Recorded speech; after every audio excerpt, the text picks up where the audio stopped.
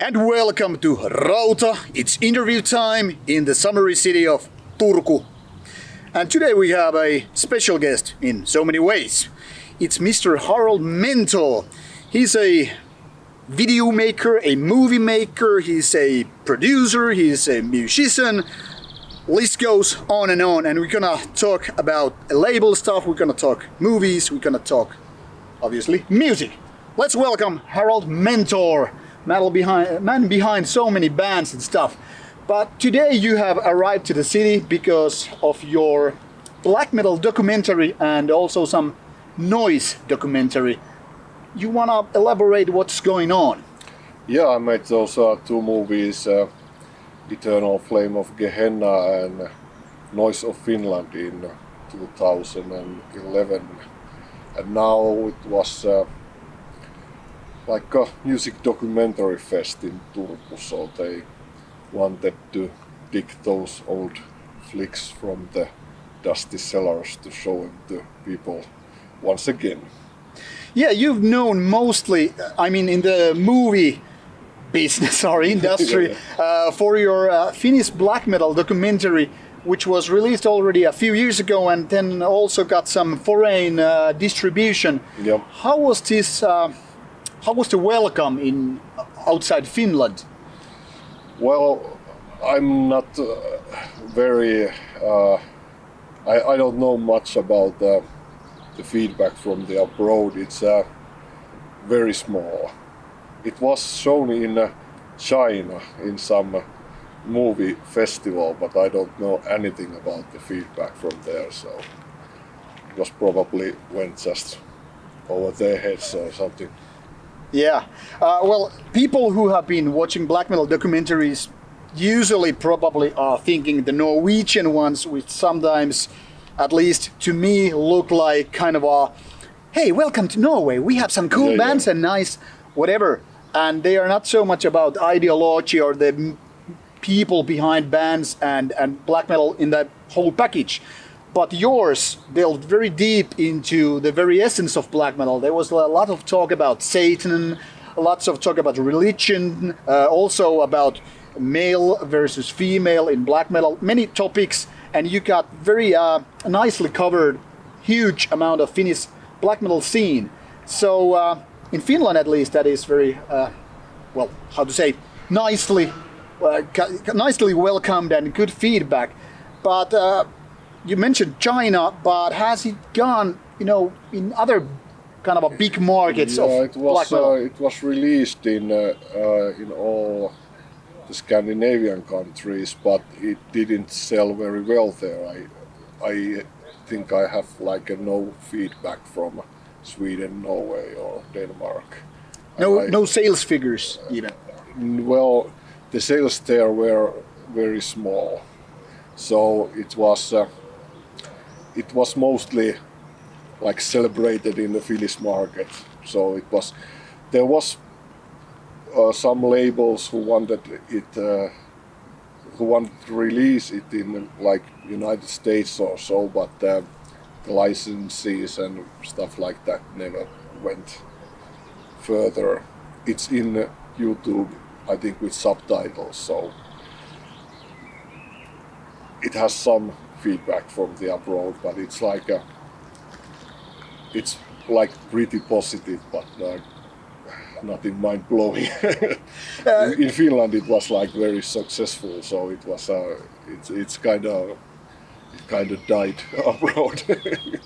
So have you gotten any feedback from artists from different countries, hey, you should come to Poland and interview us, or hey, there's nobody doing Swedish black metal documentary, could you please do it? Or was this kind of okay, Finns do it the Finnish way and we just don't understand it? I don't know. I think I got some positive feedback for the whole honesty of the thing, because it was not so arty-farty or made for the mainstream audience like the Norwegian ones. But no, I wasn't invited to do documents abroad. But let's play a theory game. I mean, a fictional game. What if some other country with a decent scene of black metal would say hey, come to Bergen and let's do some black metal documentary with a Finnish guy who understands this. Would you do it if the money was right? Yeah. No problem. You also mentioned that prior to doing the interview that you have some other possible projects going on. Are there anything you can mention, or do they have anything to do with metal in the first place? There was talk about both documentaries about metal and documentaries about different stuff, but I cannot mention them at the moment because nothing's concrete. So it's like I really cannot really reveal those things in public. Of course. Sorry. But you are maybe mostly known for your band, or bands actually, because you have quite a selection of those. But let's bring to the table the very big thing, or the main important thing, Right for Revenge. You've been already there almost 20 years by now. Not exactly 20, but almost. 2001. Yeah. So, what is the story? How Right for Revenge came to life? It just came. I had some ideas for songs and I had to record them, and then I had more, and then the band formed around it. So it was something that should be done. Just like the energies just needed to be channeled the way they became a band. But you have a much, kind of like big background in non-black metal bands either. Were there any kind of a contradiction or questions like, why are you doing black metal instead of what you used to be, or is this all the same field with just different flags? Well, it's both. It's like by then I finally came in terms with my own interests and knowledge about things and how I want to represent them. So it became the most natural outlet for it. Let's talk a little bit about the name. I mean, you surely play very different type of black metal than most of the guys. Yeah. But you also have a very atypical name. What's the story behind this name? Story was it was originally called Revenge Ride, but it was pretty soon turned into Ride for Revenge. It actually came from the kind of barbaric feeling of like Conan and Manowar and stuff like that. The final form of the name came from the Manowar song, March for Revenge. So there is lots of masculinity behind the whole idea. Yeah. All right, but like I told, or started this name thing with the idea that you have it's kind of an experimental, or let's say kind of a unique ways to approach to black metal. Why so? Why not do the traditional style? It's like I cannot focus. It's I've always liked very powerful and primitive styles of music, like beat metal or like rock and roll or punk or noise or like electric stuff or so. So it was very like a natural thing to bring them all kind of together. Like it's not even if we are partly like industrial black metal, but we are that in a very different way than some like known industrial black metal bands. So we are slow and simple and like blunt. Yeah, you like cross the boundaries. Yeah. But it's the simple and powerful kinds of sounds that work together, and it's not like we never meant to make like a crossover band. It was just it always something needed something, and then we were like, okay, let's bring some electric noise into this, and it just totally natural for us. Are there any boundaries that couldn't be broken in the terms of right for revenge, or is it just open for natural evolution? Well, we don't have to think about it, you know. It's like it just happens. It's like of course there won't be anything like happy or stuff like that, but it's what we like, and the songs need. It's just it's okay to put on some like acoustic guitar or total noise, like total industrial noise, or like use very basic old rock and roll structure in a song.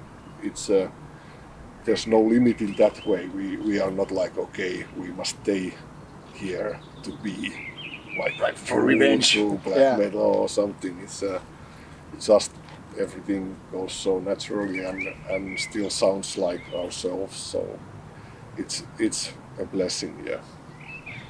Are there any clear inspirations, like sources of inspiration in the terms of like these bands, you know that affect you the most, or are you try to avoid these kind of clear ideas? We are not avoiding anything in consciously. It's like when the band started, it went to a couple different directions, but when the style was like cemented, it was the kind of like the slow parts of bestial black metal bands, but also like because those are very very similar to like some industrial rock like Godflesh or even older rock music like the Stooges or stuff like that. So it's just the most rhythmic, powerful stuff we can imagine, or I can imagine. It was like started by me, but guys who are in the band now, they are on the same level. So how do you work as a band? I mean, is it just you being the boss and whipping the rest, or are you more of a democratic band? I think neither. I think it's like we all do songs. It's like we don't have to like throw anything away. It's we all know what to do, and we together we will make it sound like Right for Revenge. It's we don't need any. I mean, there's certain dictatorship of how we are handling things. It's by me, but I tend to make it pretty invisible. No clear barriers. yeah, no clear barriers, and we all make songs. And if they are like, if the songs of the other guys are different than my songs, then it's just good. It just makes sure the next album is not exactly like the last one. So what about lyrics? Let's start with the very basic stuff. Give an example of ideas. What are you writing for the lyrics? I mean, for the audience who are not aware what kind of stuff could be reading in the booklets, or what kind of lyrics you have. It's it can be like a very simple, like horror stories, or then very symbolic stuff from nightmares and dreams, and the way I look at the world through my own philosophy. I'm very symbolic, so it suits the kind of occult atmosphere in there. But some songs are very simple, very like a standard 80s heavy metal song. But I tend to have some kind of twist in there. It's there's no rules either, but I have a certain way of starting to write. I have like a one line or one vision or something, and then it comes, I have to cut it somewhere and start the next one. You know, I tend to have long sessions, like once or twice a year, when I write like 5 to 10 songs from in a row. So it's I cannot say where the inspiration comes from. It's best when I just sit down and have time for it. Are there any certain topics you would like to write, but they just don't fit Right for Revenge? No, I think lyrics are mostly pretty absurd in a way. They are not like they are not too clear, so I can write about anything. But I don't want it to. I don't want to make like too everyday or like Too casual. Yeah. Because we. If I write something from like everyday life, then I will use it with some different project or do something else with it. It's a bit. There are like escapism and also symbolism and stuff like that. So, talking about black metal lyrics in general a little bit and comparing it to Right for Revenge, let's say if we just divide it kind of like easy way to two parts, like the occult, the spiritual and religious even, and then there are these more, let's say, straightforward, kind of a manowar, like, do you have to choose, or do you prefer to choose one camp over the another, or are these both that fits your world? I think whatever comes from the heart or comes from somewhere from down there or something, it's like I cannot put any. Some of our lyrics are very like barbaric and straight and bestial and straightforward, but some are very hard to understand even by me after like a couple of years. I don't remember where it came from. So it's kind of a subconscious work. Yeah. It's just it's not like automatic writing, but near there. I'm not. I don't have like one style, but the style. It's the kind of flow in there. You can like it's not like this like stories. It's more like a stream of consciousness or any cliche like that. Yeah, cliches are cliches for a reason. Yeah. So, would you define Right for Revenge a ideological band? Yeah, in a way, yeah. Because that's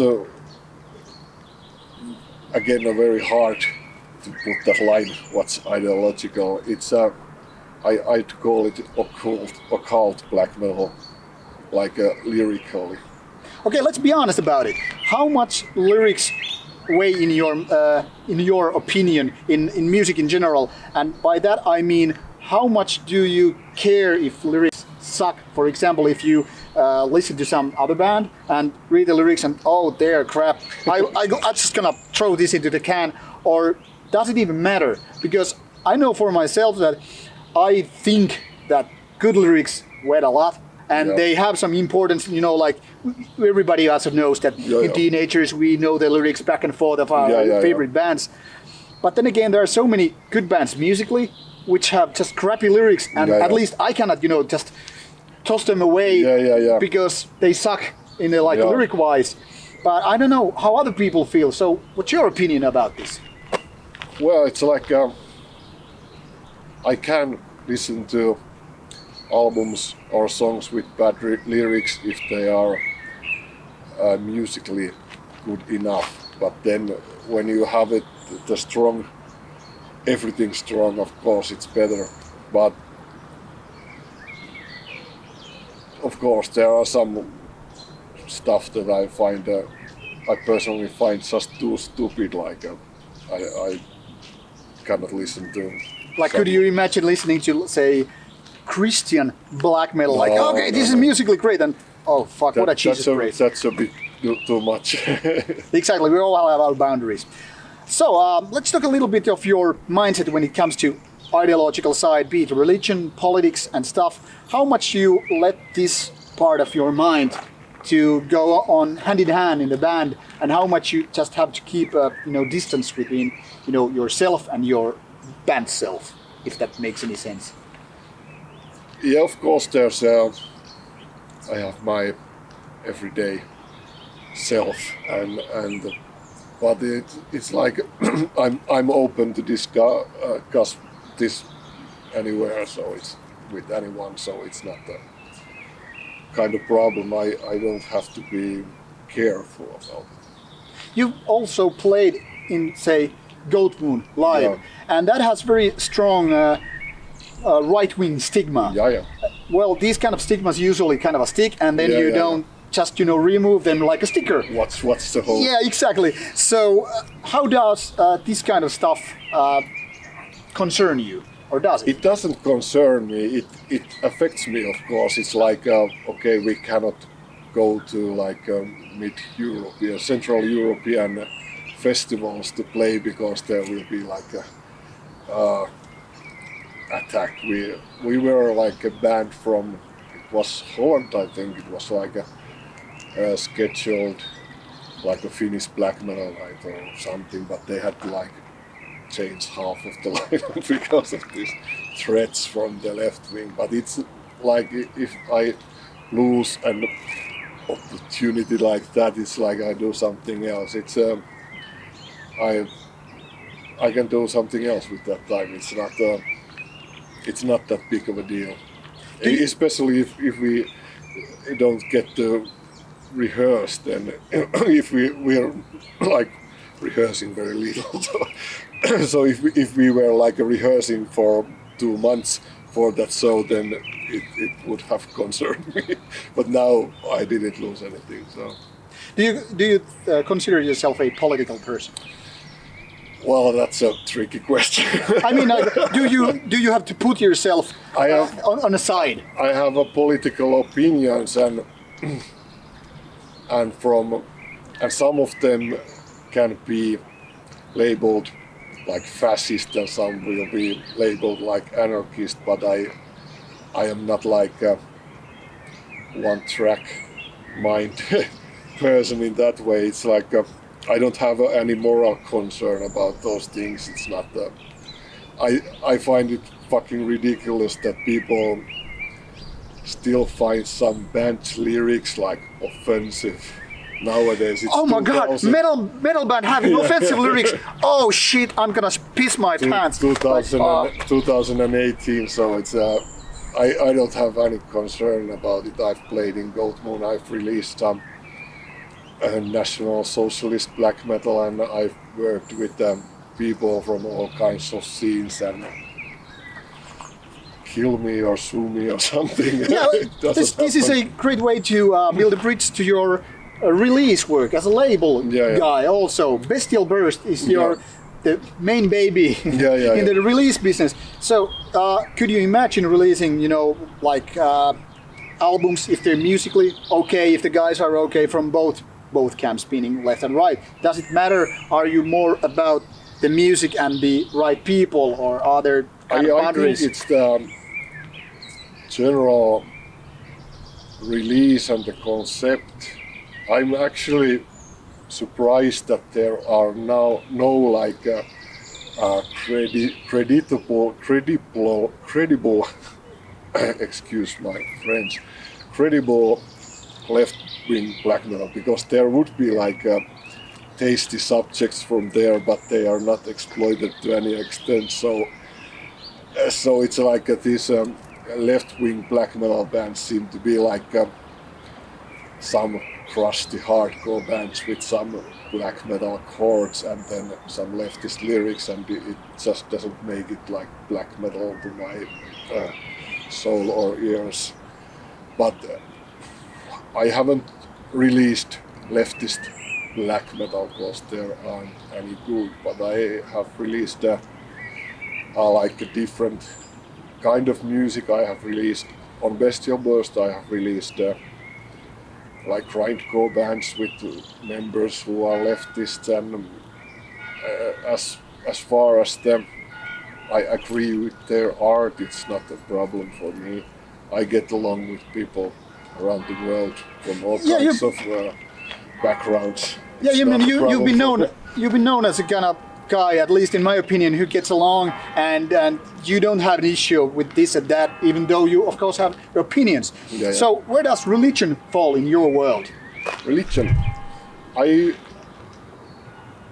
kind of think there is a place for religion, but it's not in a like a Christian Zionist way or Muslim way or anything like that, but there are still holes in science.